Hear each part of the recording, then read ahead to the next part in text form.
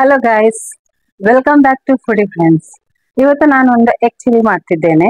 Simple recipe, video ಕೂಡ ಚಿಕ್ಕದಾಗಿ ಉಂಟು. ಈ ಎಗ್ ಚಿಲ್ಲಿ ಬದಲು ನೀವು ಕಾರ್ನ್ ಚಿಲ್ಲಿ ಮಾಡ್ಬೋದು, ಪನ್ನೀರ್ ಚಿಲ್ಲಿ ಮಾಡ್ಬೋದು, ಚಿಕನ್ ಚಿಲ್ಲಿ ಮಾಡ್ಬೋದು. ಇದೇ ರೆಸಿಪಿ ಮಾಡಿ ಬನ್ನಿ, ರೆಸಿಪಿಯನ್ನು ನೋಡೋಣ. ತುಂಬಾ ಚಿಕ್ಕ ರೆಸಿಪಿ, ಸೊ ಎಂಡ್ ತನಕ ನೋಡಿ ಬನ್ನಿ. ನಾನಿವತ್ತು ಎಗ್ ಚಿಲ್ಲಿ ಹೇಗೆ ಮಾಡೋದು ಅಂತ ಹೇಳಿಕೊಡ್ತಿದ್ದೇನೆ.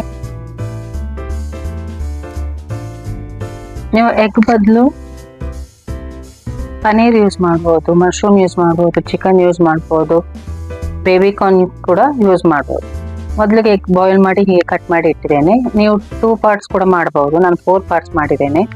ಈಗ ಒಂದು ಬೌಲಿಗೆ ಒಂದು 4 teaspoon cornflour, 3 teaspoon ಮೈದಾವನ್ನು ಹಾಕಿ, ರುಚಿಗೆ ತಕ್ಕಷ್ಟು ಉಪ್ಪು, 1 ಟೀ ಸ್ಪೂನ್ ಪೆಪ್ಪರ್ ಪೌಡರ್,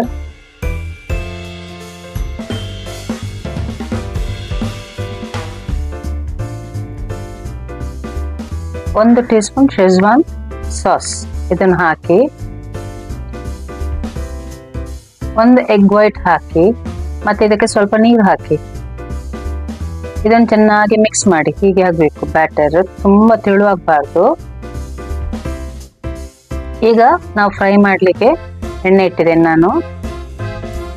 ಇದಕ್ಕೆ ಡಿಪ್ ಮಾಡಿ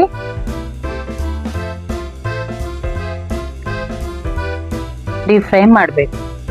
ಗೋಲ್ಡನ್ ಬ್ರೌನ್ ಬರೋ ತನಕ ಡೀಪ್ ಫ್ರೈ ಮಾಡಿ.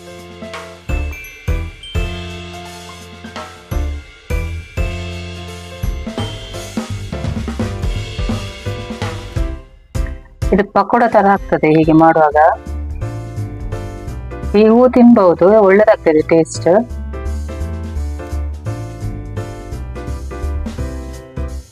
ಇದು ನೋಡಿ, ಇದು ಆಯ್ತು. ಈಗ ನಾನು ತೆಗೆದಿರ್ತಿದ್ದೇನೆ. ಈಗ ಒಂದು ಬಾಣಲೆಗೆ 3 ಟೀ ಸ್ಪೂನ್ ಆಯಿಲ್ ಹಾಕಿ, ಇದಕ್ಕೆ ಗಾರ್ಲಿಕ್, ಜಿಂಜರ್ ಮತ್ತೆ ಗ್ರೀನ್ ಚಿಲ್ಲೀಸ್ ಅನ್ನು ಹಾಕಿ ಫ್ರೈ ಮಾಡಿ.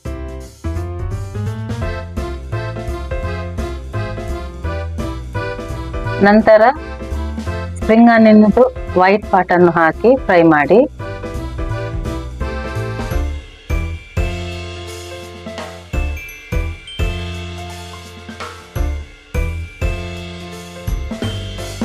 ಇದು ಒಳ್ಳೆ ಟೇಸ್ಟ್ ಆಗ್ತದೆ.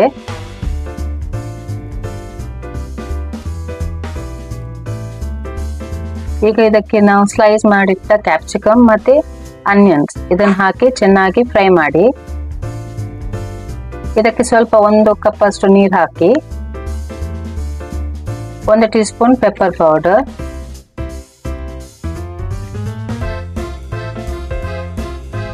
ರುಚಿಗೆ ತಕ್ಕಷ್ಟು ಉಪ್ಪು, 1-2 tea spoon soya sauce,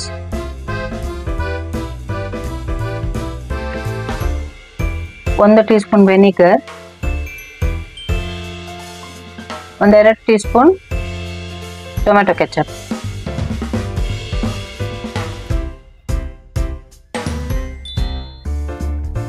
1 teaspoon Schezwan sauce.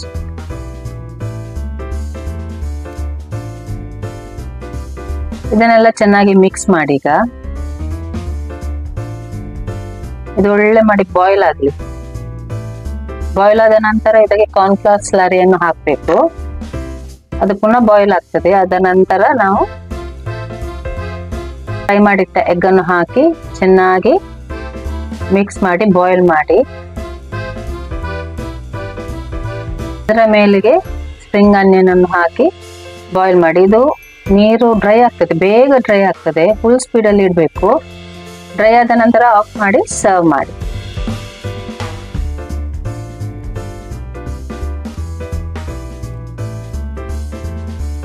ನಮ್ಮ ಎಗ್ ಚಿಲ್ಲಿ ರೆಡಿ ಆಗಿದೆ. ಇದು ಸಿಂಪಲ್ ರೆಸಿಪಿ, ಯಾರು ಟ್ರೈ ಮಾಡಬಹುದು.